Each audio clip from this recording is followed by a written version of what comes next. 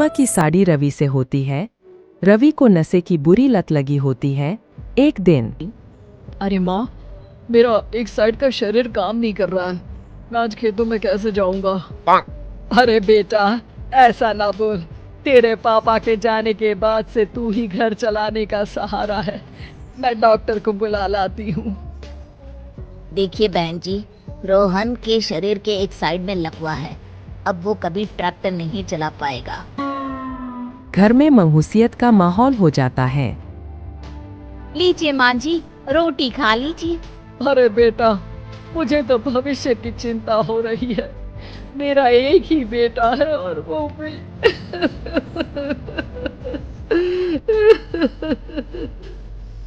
माँ जी, आप चिंता न करें। जब तक ये बीमार है मैं खेत जाकर काम कर लिया करूँगी। वैसे भी नशे के कारण इनका शरीर काफी कमजोर हो गया है। अगले दिन सीमा खेत में जाकर काम कर शाम को घर लौटती है। ये ले बेटा, पानी पी ले। कैसा रहा काम का पहला दिन?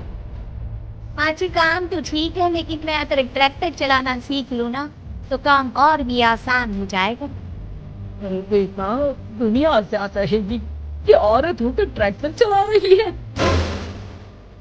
माँ जी, या तो हम दुनिया देख ले या अपना घर। कोई बात नहीं, जब ये ठीक हो जाएंगे तो सब ठीक हो जाएगा। अरे बहू, जरा बाहर तो आना। जी माँ जी।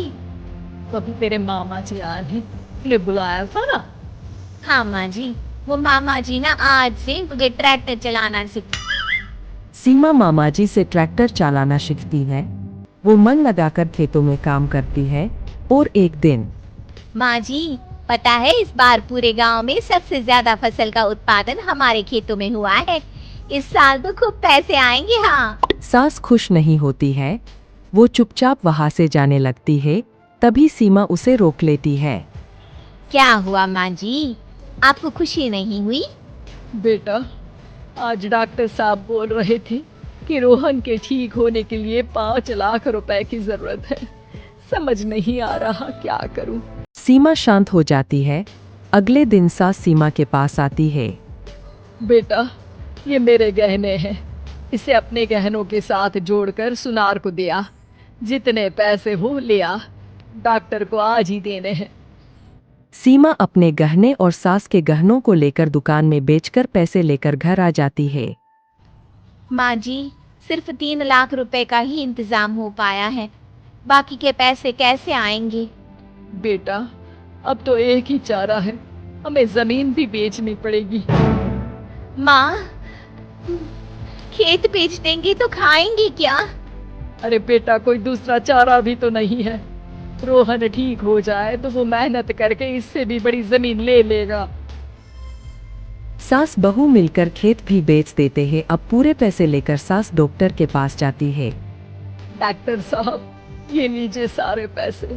बस किसी तरह मेरे बेटे को ठीक कर दीजिए। आपका बेटा ठीक तो हो जाएगा, लेकिन 6 महीने का समय लगेगा।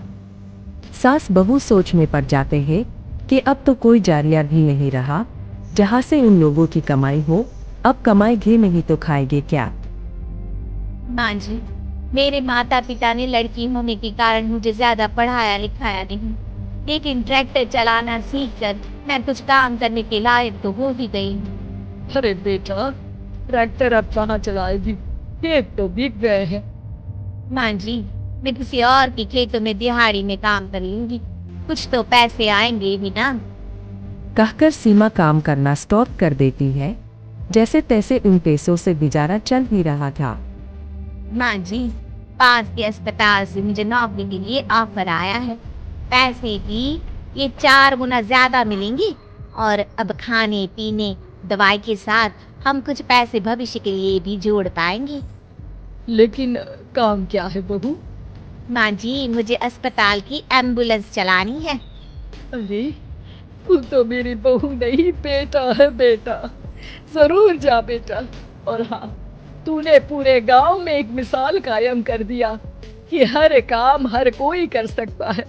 उनके लिए लड़की या लड़का होने की कोई जरूरत नहीं। सीमा मन लगाकर काम करना शुरू कर देती है।